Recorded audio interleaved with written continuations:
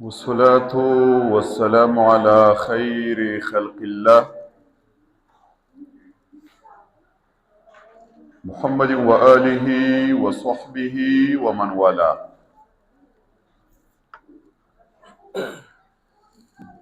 ما بعد، أعوذ بالله من الشيطان الرجيم. بسم الله الرحمن الرحيم. قال عز من قائل: وما ينطق عن الهوى إن هو إلا وحي يوحى. د دین اسلام ګران ورونو، زمون دا نننې بیان تقریبا د مجلس کې اکثر خلق پوی دي. د سید یو درس په طریقه باندې بئی. د دې معنا دا ده دا چې اکثر خبرې هغې ته به اشارات کوو، ډېر تفصیل به دا خبرې نه کوو. د هغې نه مخکې دا واورئ چې خبرې ته به نهایت زیات متوجه کینو. امام سفیان ابن عیینه فرمایي وی وانی لأحرم جلسائي الحديث الغريب لموضع رجل واحد ثقيل. دې خبرې معنا دا ده وی د کور راوزمه اراده می چې د خلکو ته یو ناشنا حدیث بیان کما، خدا ټول مجلس دا خپل بیان نه محروم کما، ځکه یو پکې بے رغبتي بے پروايي خبرې ته متوجه نه یا څټګري یا بل طرف ته ګوري. دا غیر وجه نه دا ټول خلق دا حدیث د بیان نه ز محروم کم. د دې علماء کرامو مثال په شان د یو کان دی د قیمتي کانو، پوه شولئ. د هغې نه چې خبره را وباسي نو په ډېر زیات توجه ماندي، لکه د قیمتي کانو کان دی، د هغې نه چې دا کاڼي را وباسي په نهایت زیات خوارۍ ماندي، زحمت ماندي، دماکو ماندي، خواري به کوي، د هغې نه به دا کاڼي را وباسي. دغه رنګې د دې علماء کرام چې کله بیان کوي او ته اراده لري چې د هغې نه خبرې را وباسي په نهایت زیات توجه ماندي. کله کله زموږ نه خلک یو مطالبه وکړي د دې شبهې جواب، فلاني ځای کې چې بیان شوی و اقشا الله بیان وکړه جواب، فلاني ځای کې چې خلک څنګه متوجه وو هغه شان الله متوجه شه، په خپل به تا ته شان الله بیان وشي. حاصل د خبرو کې پیدا ده د دې بیان مثال د بیان کوونکي په شان لده یو موبایل دی، دا د خلکو توجهي سیګنل دی. موبایل کې سیګنل یي، موبایل څه کوي؟ خبرې کوي، سیګنل نه یي، لہذا ګوره په هغې باندې خبرې نه کیږي. اگر که دا یاد ساتئ د سلفو چې به اکثره بیان کوو، د بیان نه به مخکې ویله ایها الناس ولا يمنعنکم اسوأ ما تعلمون منا احسن ما تسمعون منا ولا يمنعنکم. زما استاد مابین کې د مانع واقع نشي هغه ناکاره صفت چې زما تاسو ته معلوم دی، دا خو خبرو نه چې زمونږ نه اورئ. خبرې مطلب باندې پوه شولې که نه؟ یو عالم بی داغه به یو ناکاره صفت تا ته معلومي او کومې خبرې چې تا ته کوي اخیسته خبرې کوي نو هغه ناکاره صفت دی د دې خو خبرو د اورېدلو نه مانع واقع نشي. پخواني خلک پوهېږي د کورونو کې به پخوا ډیوې وي بجلیانې دا بلپونه نه وو په دې ډیوه کې به یو دوه صفات ناکاره وو یو لوګي او بله بدبویي د دې تیلو خو خلک به د دې لوګي د وجې نه او د دې بدبویي د تیلو د وجې نه د هغې د رڼا نه ځان نه محروموو. خیر دی بدبویي دي یي لوګي دي یي خو په دې کې رڼا ده دا رڼا نه به پیدا والو. ما دې خبرې مطلب باندې پوه شولې که نه کلي علاقه کې به یو عالمي انسان دی چې به کمی زیاتې دا به بدبویي د دې د وجه نه د هغې د رڼا نه درس قرآن درس حدیث ښایسته بیان خطبه د هغې نه به ځان نه محرومې. زه خپله خبره شروع کوم. زما د دې خبرې عنوان دی په دې وخت کې ډېر ضرورت دی او شیخ صاحب هم ماته ویلي خلیل الله حفظه الله د قرآن او د سنت مابین کې علاقه خو د دې دپاره زه تاسو ته یو تمهید ویم چې بیا د قرآن او د سنت مابین کې کومه علاقه ده چې ته په هغې باندې پوه شي. تمهید د خبرې دا دی رؤوس النعم وپېژنه په تا باندې الله جل جلاله یو درې انعامات کړي دي خو موږ او تاسې هغې ته متوجه نه یو.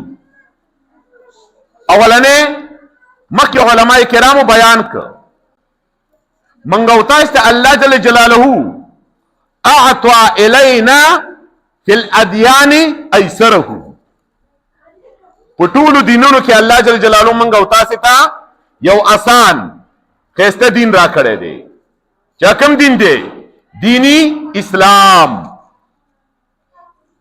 د دې دایو سره زما موضوع نه ده چې زه تاسو ته بیان کم یا په بل تعبیر باندې محاسن الاسلام چې هغه تاسو ته بیان کم. دویم نعمت والله انزل الینا من الكتاب من الكتب افضله وابصحه وابلغه. الله موږ او تاسو ته په کتابونو کې بهترین کتاب د فصاحت نه ډک د بلاغت نه ډک چې مخکې شیخ صاحب د هغې پوره مدحه او تفصیلات موږ او تاسو ته وکړله. دریم انعام والله سبحانه وتعالى ارسل الینا من الرسل ارحمه. الله جل جلاله پر رسولانو کې موږ او تاسو ته خاتم النبیین امام الانبیاء مشفق على الامه ارحم على الامه جناب محمد صلی الله علیه وسلم را لېږلی دی. دې پورې په خبره پوه شوئ که نه داغه کرامت داغه شرافت داغه عزت داغه فضیلت ولله الحمد دا په چا باندې پټ نه دی. امام الانبیاء دا لقب دله الله ورکړی ټولو انبیاء علیه الصلاة والسلام لا د امامت کړی دی. د دې خپل نبی وزن وپېژنه قبل البعثت بعد البعثت نبی صلی الله علیه وسلم پسې جبریل علیه السلام ورسره نور ملائک دا راغلي د نبی صلی الله علیه وسلم وزن یې وکړ د یو انسان سره تفصیلي واقعات تاسو ته معلوم ده په هغه باندې درون د دوو سره په هغه باندې درون د دریو سره په هغو باندې درون د لسو سره په هغو باندې درون د تولیختو د سلو سره په هغې باندې درون. خبره په څه باندې ختمه شوله یو ملک دی بل ته وایي که د دنیا دا ټول انسانان راواخلي او د نبی صلی الله علیه وسلم سره وزن کې دا به په هغې باندې دروني. د هغې د منقبت دپاره دا نښه دا شرافت دا کرامت دا فضیلت دا کافي دی چې ورځ د قیامتي د هر انسان شعار اواز بدایي یا ربی نفسی نفسی، زما سره د ځان غم دی، الله ما خلاص کی. خو په دې ټیم کې تاسو ته د رسول الله صلی الله علیه وسلم आवाज معلوم دی، یا ربی امتی امتی، اے ربا زما سره د ځان غم نه دی، زما سره د دې امت غم دی. نو دا د الله یو غټ نعمت دی. په دینونو کې د الله آسان درکړي، په کتابونو کې د الله غوړه درکړي، په رسولانو کې د الله ډېر غټ مشفق ارحم الناس بالامه دا د الله رسول درکړي. اوس واوره چې د رسول شان دی دا دی، لہذا خبره باندې خزان پوي کا، دا خبره زما تمهیدو، نو لہذا دشمنان هم ډیر زیات دي،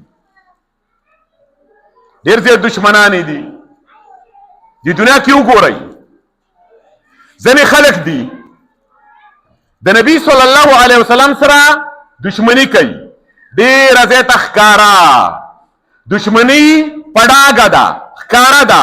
یهود دي، نصارا دي، هندوان دي، سکان دي، په بل تعبیر غیر مسلم.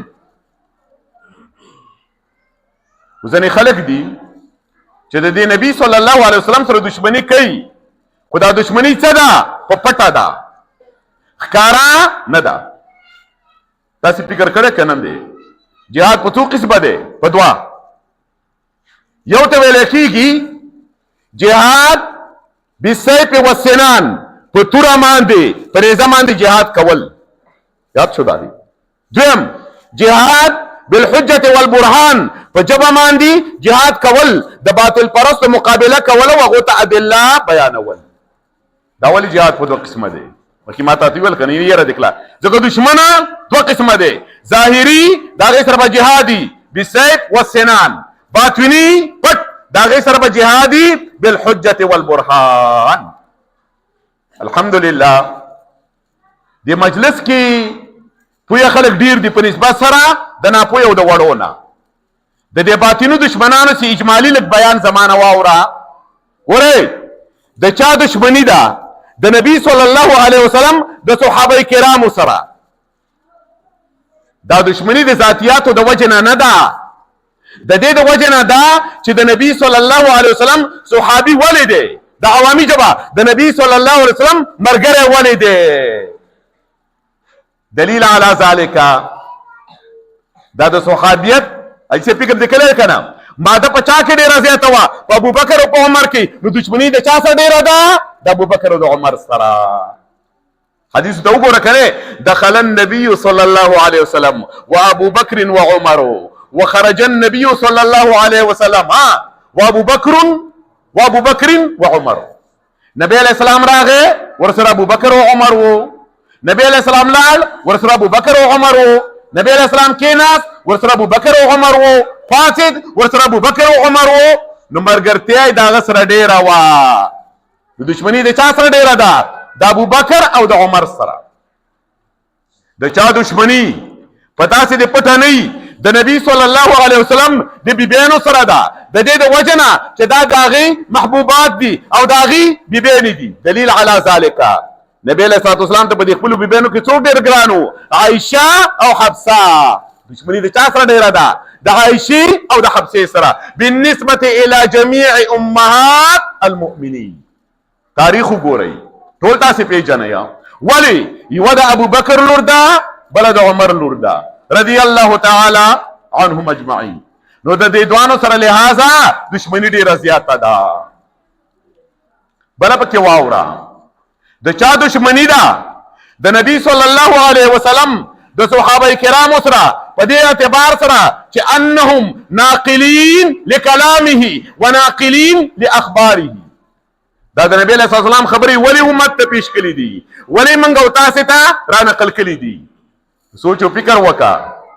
دشمنی د چا سره ډیره ده؟ د انس ابن مالک او د ابو هریره رضی الله تعالی عنه سره. ولی دا ډیر احادیث د نبی علیہ السلام خبری امت ته پیش کړي دي. ابو هریره، انس ابن مالک، غزه په چا راخو ده؟ په انس ابن مالک او په ابو هریره باندې. دا دواړه فقها نه دي. ولی دواړه فقها نه دي؟ د صفت وې دا یو دی صحابي غیر مفارق او دا بل دی خادم غیر مفارق دا یو مرګره ته جدا کېده بنا دا بل خادم وو جدا کېده بنا لہذا خبره د دوانو نه ډېر زیات نقل دي نو دشمنی د انس ابن مالک او د ابو هريره سره ډېر زیات ده ولی بل چاته غیر فقيه نه ویا خیرم دې کنا د چا دشمنی د نبی صلی الله علیه وسلم د وارثینو سره ډیره زیاته ده بیا وارثین په ډیر قسمه دي ګوره ذوی الفروض دي عصبه دي څوک چې ډیر وارثین دي چې هغې ته علما ویلی کېږي په علماو کې محدثین که ستاسې خیلی امت اسلامي کې فکر وکړه علما ډیر زیات دي خو یو قسم د علما دي چې هغې ته محدثین ویلی کېږي د هغې علاقه د علم الحدیث سره ډیره زیاته ده نو لهذا د دې خلکو دشمني د محدثینو سره ډیره زیاته ده بیا سوچ او فکر وکړه په محدثینو کې اقسام دي یو دو محدثین دي چې هغې لقب ګټلی دی د امیر المؤمنین فی الحدیث تاسو خیال دی که نه پیژنئ که نه هغې ته شیخین ویلی کېږي هغې ته امامین ویلی کېږي چې هغه د یو امام بخاري او بل د امام مسلم رحمهم الله د هغې سره لحاظه دشمني ډېره زیاته ده په دې نکته باندې پوه شولئ که نه ولې دشمني د وارث سره ډېره زیاته ده په وارث کې غټ وارثین محدثین دي او په محدثینو کې غټ محدثین امام بخاري چې هغې امتیاز کلی دی د احادیثو صحیحو د احادیثو ضعیفو مابین کې امام مسلم چې دغه رنګې امتیاز هغه هم کړی دی دا تا چې دا ډېرې خبرې اوریا د دې خلکو نه کنځلې کېږي امام بخاري ته کېږي دا کوم حدیث دی چې امام بخاري راوړی دی او بل محدث نه دی راوړی نه وارث ډېر زیات دی کار یې ډېر غټ کلی دی غټ یې کلی دی کوشش یې ډېر زیات دی امت ته خیر ډېر وړاندې کلی دی لہذا د هغه سره دشمني ډېره زیاته ده کلم دی که نه کله کله د دې خلکو دشمنی د نبی صلی الله علیه وسلم سره یي په دې حیثیت سره چې دا خلک دفاع کوي د نبی علیه الصلاة والسلام نه چې هغې ته د الله اولیاء ویلی کېږي یا په بل تعبیر باندې هغې ته د دین امامان ویلی کېږي یا په بل تعبیر باندې هغې ته علمایي حقه ویلی کېږي بیا په خپله سوچ او فکر وکړه زه درته نومونه نه اخلم د امت اسلامي وګورئ چې څوک د الله ولی ډېر زیات دی د حق نه دفاع ډېره زیاته کړې ده د الله نه دفاع ډېره زیاته کړې ده د نبي صلی الله علیه وسلم نه دفاع ډېره زیاته کړې ده نو د څومره دفاع چې کړې ده په هغې اندازه باندې د هغې سره دشمني کېږي شیخ الاسلام ابن تیمیه شیخ الاسلام ابن قیم ولې د دې انسانانو د اهل بدعو دشمنان دي ځکه د الله د ذات نه دفاع ډېره کړې ده د الله د اسماو د صفاتو نه دفاع ډېره کړې ده او د الله د دین ساتنه ډیره کړې ده دغه رنګې دا شلو الی غیر ذالک د دین نور امامان دغو سره د دشمني ځکه زیاته ده دا ټوله خبره زما تمهید و ځینې خلک داسې خلک دي په تاسې باندې دې پټ نه چې د هغو دشمني ده د خبرو د نبي صلی الله علیه وسلم سره ده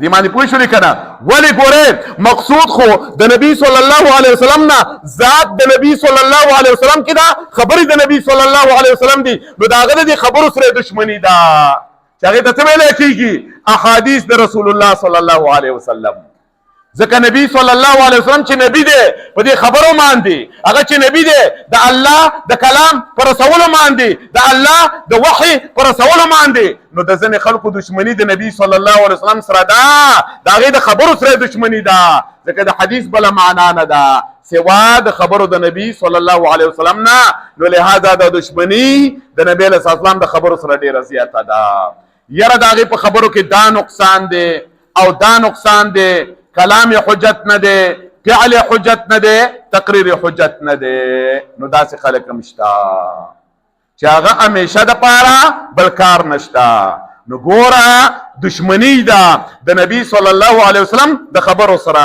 خو په دې خبرو باندې ما تاسو د عوام پوی کړلای د احادیثو چې دشمنی ده د حدیث معنا څه ده د نبی صلی الله علیه وسلم د خبرو سره. نو د چای د صحابي سره دشمنی ده، د چای د بیبیانو سره دشمنی ده، د چای د مرګرو سره دشمنی ده، د چای د وارثینو سره دشمنی ده، او د چای د ناقلینو سره دشمنی ده، او د چای د خبرو سره دشمنی ده. او دا غټ دشمنان دي د نبی صلی الله علیه وسلم.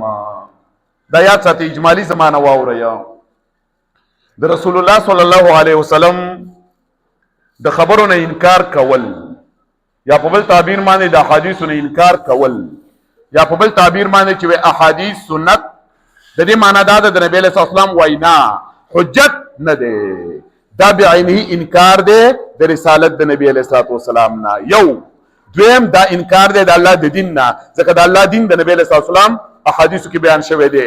دریم دا غټ توهین دی د الله جل جلاله، ځکه چې د الله د رسول خبره نه مانی، دا بعینه د الله څه دی اهانت سپکواله دی. نو خپل خبره لازم دا واوري زمانہ.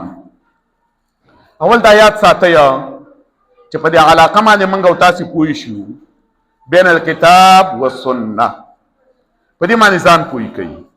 الحمدلله تاسو پوه وئ، خو د دې لپاره چې دا خبره تاسو بل ته ورسوي د رسول الله صلی الله علیه وسلم احادیث خبرې دا د الله جل جلاله د طرفنا وحی ده او په جبه د نبی صلی الله علیه وسلم باندې بیان شوی ده. الله فرمایي وما ينطق عن الهوى ان هو الا وحي يوحى. دا نبی علیہ الصلوۃ والسلام خبرې نه کوي د خپل ځان نه، دا د خبرې نه دي مگر آسمانی وحی ده چې د تکیږي. وما ينطق عن الهوى، نبی علیہ الصلوۃ والسلام خبرې نه کوي عن الهوى د خپل خواهش نه. ګور الله ویل عن الهوى، الله د څه ونه ویل چې وما ينطق بالهوى، ویل عن الهوى. د دې عن الهوى فضیلت امتیاز په بالهوى باندې په څلور وجه باندې دی. اول په وما ينطق عن الهوى کې نفي الهوى عن نطقه، دویم نفي الهوى عن المنطوق به، دریم نفي الهوى عن نفسه، څلورم نفي الهوى عن مصدر النطق. دا کوم زینه چې د خبرې راوځي دا کوشش هوا نه ده، دا د خبرې هوا نه ده. په څه باندې چې خبرې کوي دا هوا نه ده، د په دې نفس کې هوا نفسانیات نشتا. ان هو الا وحی یوحى، ندی دا د خبرې نطق مگر دا آسمانی وحی ده چې د تکیږي. رسول الله صلی الله علیه وسلم چې کوم احکام شرعیه بیانې دا ټول آسمانی وحی ده چې هغه د دانو تقدیر دا د ځانه خبرې نه دي. د دې آیات نه موږ او تاسو ته یو غټ درس راکړی شو، هغه دا دی چې د رسول الله صلی الله علیه وسلم خبرې دا آسمانی وحی ده او دا الله را لګلې ده. دلیل علی ذلك الله فرمایي وانزل الله عليك الكتاب والحکمه وعلمك ما لم تكن تعلم. دې آیت معنا څه ده؟ بل معنا وکي کنه. وانزل الله عليك الكتاب، الله تعالی کتاب را لګل، والحکمه معنا څه ده؟ قاری صاحب سنت احادیث الله را لګلې دي. ځکه د معطوف علی ما بین کې مغایرتی حکمت غیر دی دا کتاب نه، نو کتاب هم الله را لګلې دی او احادیث هم الله را لګلې دي. دا ښکاره دلیل دی، کلم دی آسمانی دلیل دی چې د نبی صلی الله علیه وسلم دا کم احادیث چې دي دا آسمانی وحی ده. یو دو احادیث ته اشاره کوم، بیا خپل خبره لازمه علاقه بیانوم. مشهور حدیث دی، ټول کتابونو د احادیثو کې شته، تاسو په غور باندې واورئ. یعلا ابن امیہ یو صحابي دی، و اسما ارمان داو چې زه نبی صلی الله علیه وسلم وینم په داسې حالت کې چې هغه ته وحی کیږي. ما نه ولیدلې، خلکو به راته بیان کوو چې په نبی صلی الله علیه وسلم باندې داسې کیفیت راځي چې کله د ته وحی کیږي. خو زما ارمان داو چې زه وینم.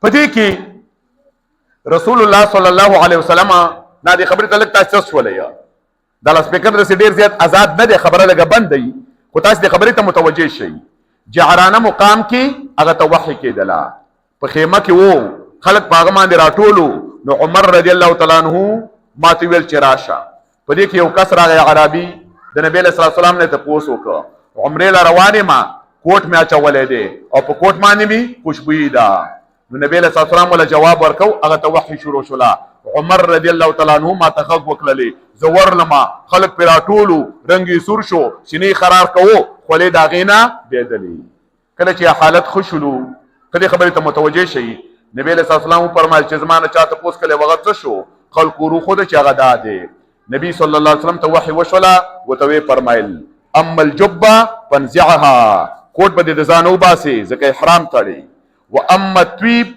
فاغسله منك 3 مرات درې کرفي خوشبوئی وینځه ثم صنع في عمرتك كما تصنع في حجك دغه عمره بکاله کتن کې حج کې پوه شو لیکنه دا د کوم قران کریم آیات دی نه د کوم سورۃ آیات دی دا څوم نمبر آیات دی نه ګوره دا آسمانی وحی وا حالت بدل شلو جبريل راغه نبی صلی الله علیه وسلم ته ویلا سائل له جواب ورکا جبا دا بدیو باسی کوټي خوشبوئی دا بدی وینځي او هغه کار په عمره کې کې لکه کما چې حج کې دا ښکاره دلیل دی چې احادیث د رسول الله صلی الله علیه وسلم آسمانی وحی دا یو بل دلیل خالص اشاره وته کومه ډیر مشهور حدیث دی او تاسو لګ نیمګړی اوریدلې دی تفصیل هم نه دی اوریدلې نبی صلی الله علیه وسلم له کس راغی صحابي ول اي البلاد احب الى الله واي البلاد ابغض الى الله په دې زمکو کې کوم ازمکه الله ته ډیره ګرانه ده او په دې زمکو کې کوم ازمکه د الله ډیره بدی شي نه خوخه ده نبی صلی الله علیه وسلم ول جواب ورکړ لا ادري ما ته دې پته نه لګي حتى اسال جبريل علیه السلام ولا راغه وې ما نه چاته پوس کړي دي چې کوم ازمکه الله ته ګرانه ده او کوم ازمکه الله ته نه خوخه ده جبريل ولا جواب ورکړ لا ادري حتى اسال عن ربي نه ما ته دې جواب پته نه لګي زبد الله نه تپوس وکما جبريل عليه السلام لاړ د الله خوالا د الله نه تپوس وک ته می تیر ک نبی له سلام لراغه جبريل عليه السلام ول زمانه دې تپوس کړو ما ته ویل چې لا ادري زلالم الله لا د الله نه می تپوس وک الله رات ویل چې احب البلاد الى الله مساجدها وابغض البلاد الى الله اسواقها ذکر رسول الله صلی الله علیه وسلم فرمایي الا انی اوتیت القرآن ومثله معه مشهور حدیث دی یو دو کسانو مابین کې یو قضیه راغلی و یو سړی داسې و داغي یو زوی مزدور و د چا په کور کې د چا په کور کې چې مزدور و داغي د ښځې سره بدعملي معنا زنا کړې و نو خلکو خبر ک چې ستا زوی خو بدعملي کړې ده ستا په دې زوی باندې رجم دی وای ما غسړی لا د رجم په بدله کې سل ګړی یوا وینځ ورکړه بیرته چا ویل چې نه مسله دا سینه د مسله بدله ده نو دواړه لا رااله د نبی له صلوات والسلام خواله دا یوم رسول الله صلی الله علیه وسلم ته وایي اقضي بیننا بکتاب الله د الله په کتاب باندې فیصله کې دا بل متوي اقضي بيننا بكتاب الله هو ابقى منه دا ډیر ځت پيو وای دا الله په کتاب په فیصله کې نبی له سلام ته فرمایله چې بالکل دا الله په کتاب معنا دا الله په قانون دا الله په وحي زتا سره فیصله کوما وای شل کنه نو دا الله وحي ثواب وتوی ویلا غړي بتاتا واپس کی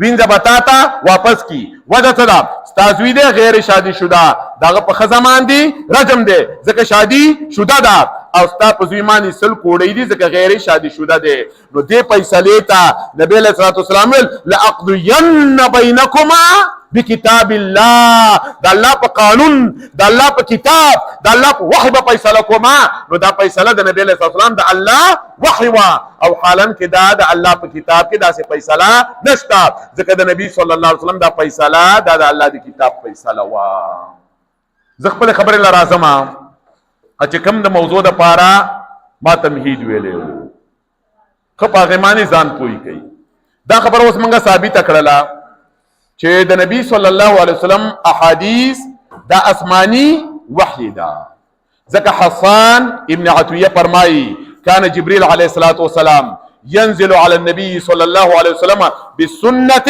كما ينزل بالقرآن.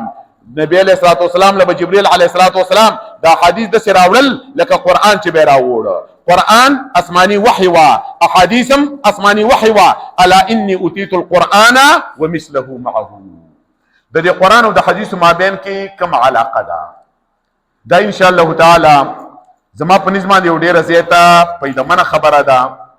ما دې خبره ته ویلو چې په طریقې د درس تاسو ته وایم، دا تاسو یاد کړئ. د قرآن او د حدیث مابین کې درې علاقې دي. اولنې علاقه دا ده چې د قرآن کریم د احادیث د قرآن کریم سره بالکل موافقي تماما، زیادت کمې پکې نه وي. دویمه علاقه به عربي تعبیرات وایم. دویمه علاقه چې د احادیث د نبی صلی الله علیه وسلم د قرآن کریم تفسیر او وضاحت. دریمه علاقه احادیث او هغه حکم ثابت کړي چې قرآن کریم دا غینا چپ پاتې شوی. اجمالی مواردلې دا درې علاقې. اولنې لرازمه د قرآن کریم او د احادیث مابین کې علاقه دا ده ان تكون السنه موافقه له، چې دا سنت موافق د الله د کتاب سره تماما بالکل. شاهده بما شهد به الكتاب، اقصى حدیث بیانې کوم چې قرآن کریم کې بیان شوی. دا ډیر اسانه خبره ده. مطلب کوم حکم چې په قرآن کریم کې بیان شوی هغه حکم په غیر د زیادت د نقصان نه په حدیثو کې بیان شوی. لکه مثال واورئ د مثالونه. کفاره د زهار، کفاره د یمین په قرآن کریم کې چې څنګه بیان شوی ده په حدیث کې ما شان بیان شوی ده. کم زیادت نقصان پاره کې شته نه. مطلب احادیث موافق دي د الله د کتاب سره تماما په غیر د زیادت په غیر د نقصان نه. هغه څه باندې بیان کوي د کوم څه بیان چې قرآن کریم کړی دی. دا یاد شو. د دې خبرې تفصیل او وضاحت نکوم. دویم هغه د احادیث د قرآن کریم مابین کې علاقه چې ان تکونا چې دا سنت مفسره له د الله د کتاب تفسیر کیا، چې د الله د کتاب تفسیر کیا داغه د مطلق تقیید کیا، داغه د مجمل بیان کیا او داغه د مقاصد وضاحت کیا. دا ډیره زیاته ضروری خبره ده. ګوره دا علاقه ده په مابین د احادیث او د الله د کتاب کې چې د نبی صلی الله علیه وسلم احادیث د الله د کتاب داغه د مطلق تقیید کئی، داغی دا مجمل بیان کیا او داغی دا مقاصد وضاحت کیا.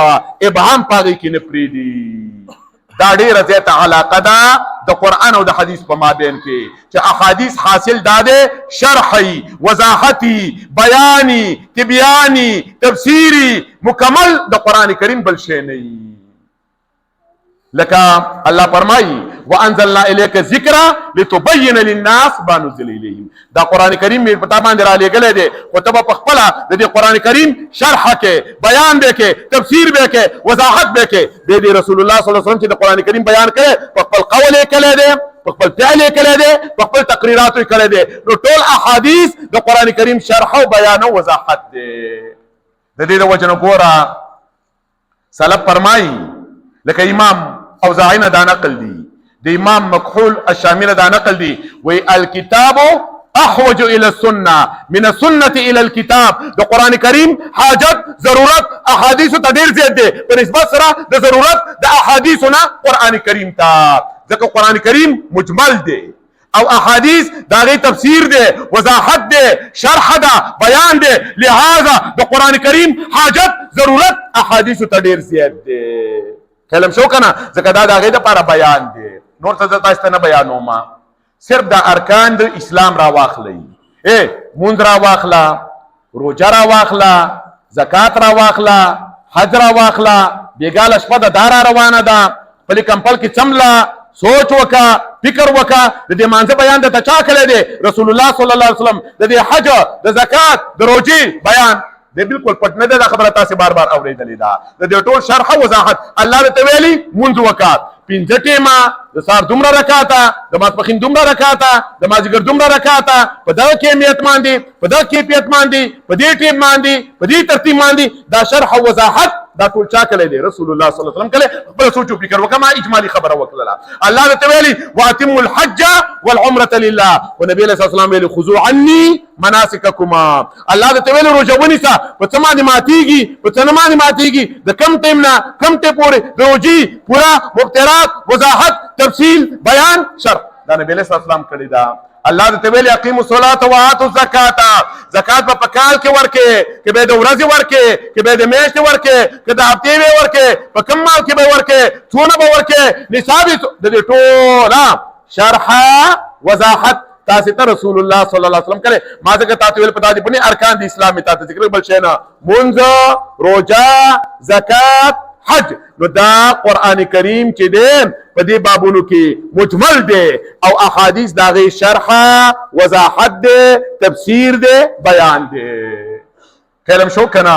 نو زکه د قران کریم حاجت سلف ویا کتاب ته ډیر زیات دی په نسبت سره د حاجت د کتاب نه د قران کریم نه احادیث ته. عمر رضی الله تعالی عنہ فرمایي وی سياتي اناس یجادلونکم بشبهات القرآن. دا ناس کوله ډیر زیات ضروری دی. بشبهات القرآن یو رنګ بمتشابهات القرآن فخذوهم بالسنن فإن اهل السنن اعلم بكتاب الله. خلق براشي د قران کریم د متشابهاتونو به استدلال کیا. مطلب ګوره د قران کریم نه به پندوس جوړ کړي، په غلط استدلال به کوي، په غلط ځای باندې به حمل کوي. فخذوهم بالسنن فإن اهل السنن اعلم بكتاب الله. لکه ناشنا خبر به ذکر وي وقوموا لله قانتين، ورېږي الله ته قانتين، خشوع وکي، عاجزي وکي. نو لهذا رفع اليدين مکوا. لکه دا تفسیر وی چا کړی دی چې ته د متشابهاتونه د څه غلط استدلال کې پوری شو کنه. د قنوت معنا عجزي ده، پوری شو کنه. لس معناګانې دي د قنوت. یو معنا د عجزي ده، پر رفع اليدين کې بعینه عجزي ده. یا الله ته تسلیم ما معنا دا ده، یا الله دې لاس ور خالی لاس تعالی در روانه ما. او که چرته دا چرته د قنوت سره منافي کار وې نو تا خو شروع پر پلیدانو باندې وکړه. نو په ابتدا کې شروع ولې په دې کار باندې وکړه چې هغه د قنوت سره منافي کار دی. خدا سره پیګی نه چې زه دا وایم ته استدلال د کم زینه کومه او به دا کومه ته فاسي غلط استدلال په دې باندې عوام دوکه کوله. په دې باندې پوه شو کنه. یو خبره واوري ګوره پیدامنه متورف ابن عبد الله ابن شخير لته کسان رااله. مطلب دا چې موږ ته احادیث مو ویوا ولا تحدثونا الا بالقران. موږ ته قرآن کریم بیانې، حدیث به نه بیانې، صحابه کرام به نه بیانې. هغه وته ویلا چې والله ما نريدكم بدلا من القران. د قرآن کریم په عوض کې بل شی زه تاسو ته نه بیانوم، ولكن والله نريد من هو اعلم بالقران منا. زه چې تا ته دا بل شی بیانوم، هغه څوک تا ته بیانوم چې هغه په قران کریم باندې زمونږ نه ښه پوهېده. ګوره که یو سړي تا ته ویله د الله کتاب راته بیانوه، حدیث مه بیانوه، د الله کتاب راته بیانوه، صحابه کرام مه بیانوه، بیا هغه څوک تا ته بیانوم چې هغه زما او ستا نه د الله په کتاب ښه پوهېده، بلکې دا د الله کتاب په هغه باندې نازل و. هغه څوک تا ته بیانوم چې هغه نزول د قرآن کریم ته حاضر و چې صحابه کرامو. بل شی تا ته بغیر د قرآن کریم نه په عوض د قرآن کریم په بدل د قرآن کریم نه بیانوم. هغه شی تا ته بیانوم هغه کس چې هغه په قرآن باندې زما او ستا نه ښه پوهېده. یو اثر دی ټول صحابه کرام تاسو ته نه بیانوم، خو صرف نهایت زیات پیدامند دی د عبدالله ابن عباس رضی الله تعالی عنہ اثر دی. دا په دې معنا باندې د ډیرو صحابه کرامو نه نقل دی. خدای یو به تاسو ته وایم د نور باب په خپل معلوم کیا. د علي رضی الله تعالی عنہ نه خبرې ته متوجه نه وي. د اهل بدع سره بحث و مباحثه مناظره. عبد الله ابن عباس ته ویل چې یا ابا الحسن ان القرآن ذلول حمول ذو وجوه تقول ويقولون خاسهم بالسنه فانهم لا يستطيعون ان يكذبوا بالسنه. قرآن کریم خو ذلول دی، تابع دی، د ته استدلال چې تکي هغه شان له تکي ته هم تکي هغه هم تکي. نو دا خلق په سنت باندې رانیسا ځکه به سنت تفصیلی دی دا غي تکذیب نشي کولای.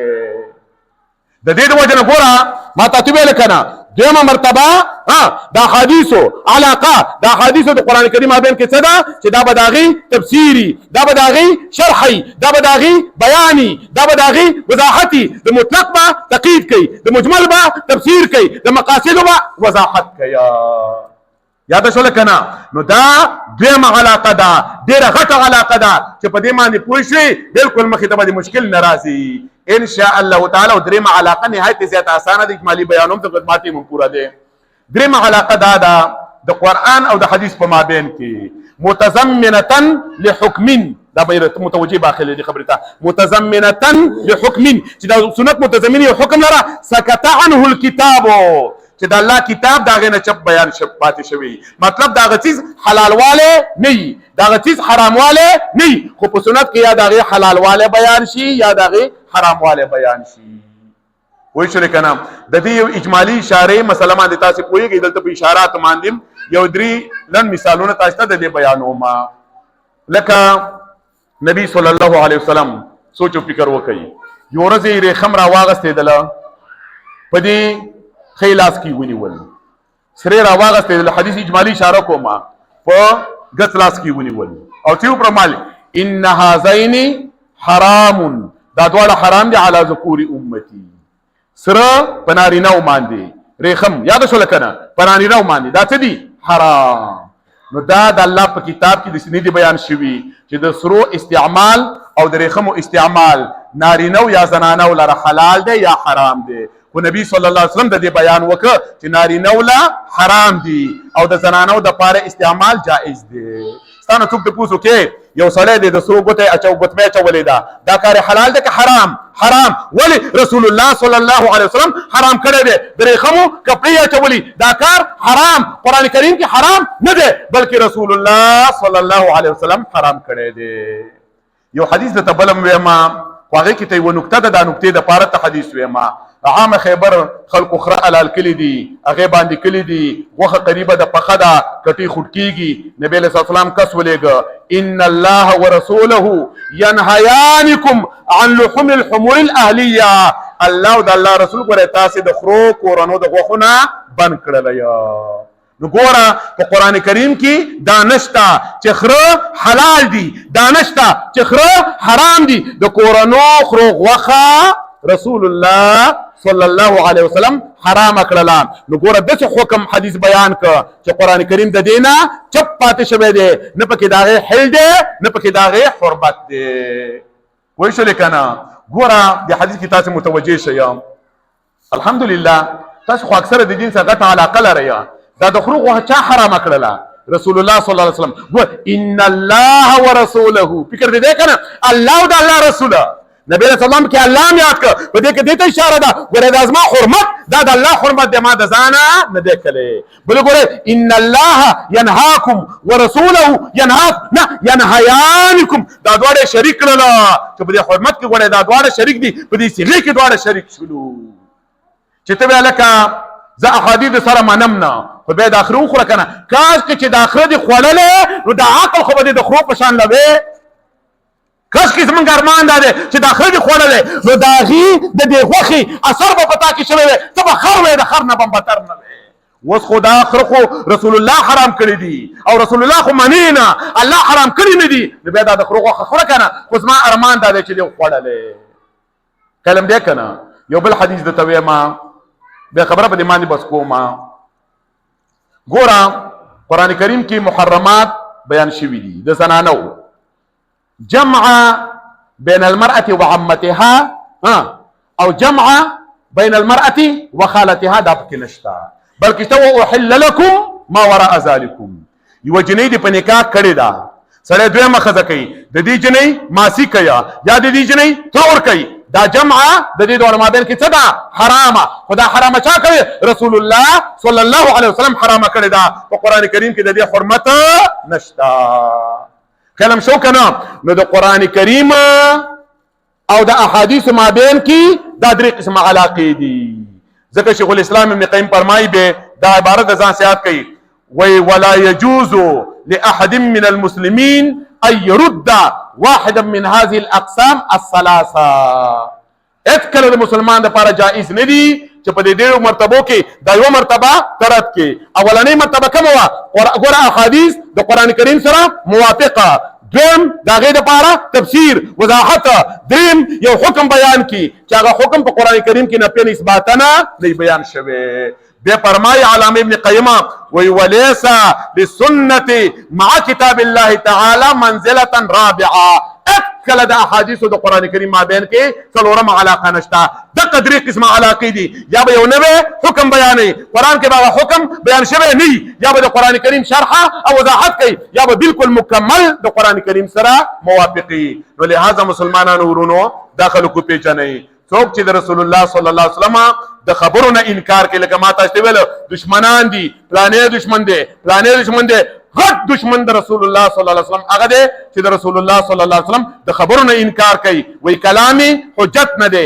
یا په بل تعبیر احادیث حجت نه دی سنت حجت نه دی د احادیثو استهزاء د محدثینو استهزاء د هغو د کتابونو استهزاء په حقیقت کې دا استهزاء ده د رسول الله صلی الله علیه وسلم نو دا هغه د احادیثو نه انکار دا هغه د رسالت نه انکار دی دا هغه د احادیثو نه انکار دا د الله د دین د انکار دی دا هغه د احادیثو نه انکار دا د نبی صلی الله علیه وسلم د شریعت توهین دی او نقصان دی هذا ما اقول وصلی الله تعالی علی خیر خلقه محمد و آله و صحبه اجمعین دعوت اهل حدیث ٹی وی کی ځانګړي او مستند معلوماتو باندې مبني بشمیره تعلیمي او دینی ویډیوز لپاره زموږ پاڼه سبسکرایب کړئ او زموږ د نوي ویډیوز نه د اپډیټ لپاره په بیل آیکن کلیک کړئ